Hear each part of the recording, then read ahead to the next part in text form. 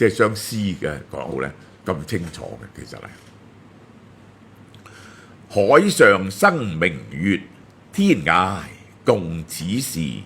情人怨遙夜，竟夕起相思。滅燭憐光滿，披衣覺露滋。不堪盈手贈，還怎夢佳期啊！海上生明月，天涯共此時。情人怨遙夜，竟夕起相思。滅燭憐光滿，披衣覺露滋。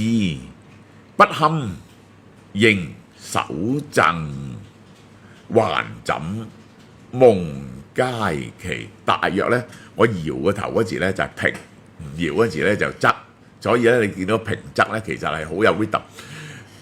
平同仄呢唔能夠多過3個嘅，即係平至多呢就去到平平平或者仄仄仄嘅啫，就唔會永遠唔會平平平平仄仄仄仄嘅，咁樣呢就唔好聽㗎啦。其實就係大多數呢都係2個字平仄，喺開頭嗰時呢就可能變咗3個，即係呢搭一個上去。海上生明月啊！哇！呢一句呢真係妙句，呢啲呢就非常之淺。而你會永遠記得嘅嘢，即係等於長江落日圓，即係呢一種呢大漠孤煙直呢一種咁樣嘅句。而最妙就係在個生字，海上生明月，好似個月光喺海度生出嚟咁樣樣。天涯共此時，係去到我同你喺天涯海角。但係大家咧同一時間，咁因為佢哋唔識得 time zone 嘅分別啦。天涯共此時，我哋同一個時間係睇呢一個月光。情人怨遙夜，如果情人呢，就一定埋怨點解呢個夜晚我同你距離咁遠呢？竟夕起相思，成晚係越諗越掛住你。滅燭憐光滿啊！一熄咗支燭，嗰個月光係照滿晒成間屋。個憐字就用得好得意啊，好得意啊！滅燭憐光滿，披衣覺露滋。因為有少少凍，披翻件衫。就覺得嗰啲夜露呢，就已經係生滋養緊，就令到呢我覺得凍。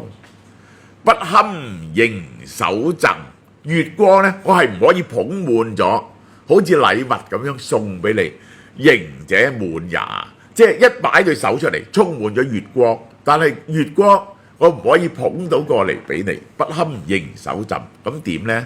還怎夢歸期？我翻去床度呢，就瞓。